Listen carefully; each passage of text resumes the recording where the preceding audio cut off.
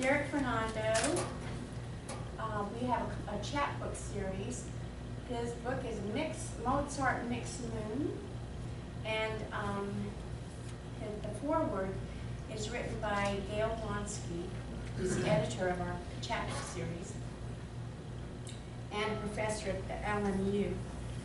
So here she says, returning to these poems, some of which I've known for a couple of years, I am struck once again by the entirely new, fluidly synthesized world they create on the page, as well as by the intoxicating sounds. Sometimes Dylan Thomas-like, they offer the ear. I know that other poets out there mix discourses. In fact, it's become a familiar postmodern strategy.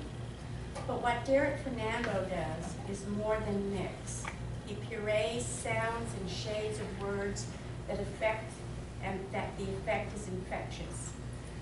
Once you've read these poems, you'll see that I just stole one of his licks, something you can't help but do after spending time with these rhyming delicacies. How many spoken word artists reference theories of lyric poetry in their work, or 19th century novels, or Ezra Pound? If they do, how many do it seamlessly and unapologetically? How many non-spoken word poets do? I would guess that none other than Derek Fernando, an exciting new poet, debuting here in this marvelous chapbook, exhibits such skill in their mixing. Derek Fernando.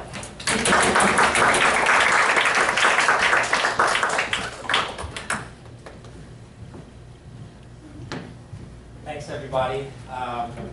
So originally, when I got word of this reading, one of the things I was toying with was reading some of the poems as they were on the page, and then reading some over some of the artists that had kind of inspired me, some of the hip-hop artists from the late 90s and early 2000s. After trying it out, I realized I'm not an MC, so I'm not really going to be doing that, but I am going to play some of those same instrumentals that I had planned on using, just as sort of a backdrop to give you an idea of how important they were in coming up with these poems, as well as just formatively giving me a voice when it came to how I put my poems together. So let's hope that the AV equipment I brought works.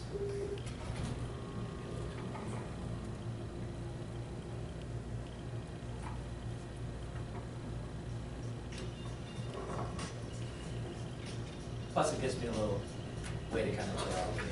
That helps. Okay, so the book itself, Mozart Mixed Moon, came about because, like Fommy said, one of my writing mentors, Gail Wonsky, she had this blind belief that I had words and I had something to say and posit into the community. And so when I worked with her, a lot of these poems came from classes that I took with her or with just conversations that I had with her. And so a lot of them are based off of that. And then from there, it just kind of took a life of its own. A lot of the things that I would see and what I was doing when I was working with students, or a lot of times just hanging out with friends and social observations. So I'm going to read a couple selections that kind of deal with those different elements, and then yeah, we'll go from there. So the first one I'm going to read is "It Makes Audible an Intending Eye." One of the things that Gail had me do was read a lot of poets and then almost respond to them. And so this poem is actually a response to a poem by Rumi. It makes audible an intending eye. Rim-dried cup, supple, dry, heavenly pulse. Ocean light is a deferred night sky where the sinking, floating flies. It's Rumi in here, where wings and wave water is dry. Air is no longer sky. Under wind where parting sails cut a wishing wide. When all is flipped upon a sip, what is left is an audible, intending eye. So the poem itself was, like I said, a riff on a Rumi poem where he focused on sort of how he saw the world around him in this cup that there's a ton of water, a ton of liquid within, but the rim itself had been dried. No one is taking sips from the life that he saw around him. People were kind of letting it pass by. And so a lot of times that's how I see life itself too, is if you don't actually take hold of it, if you don't give it a shot, it's just going to pass you by.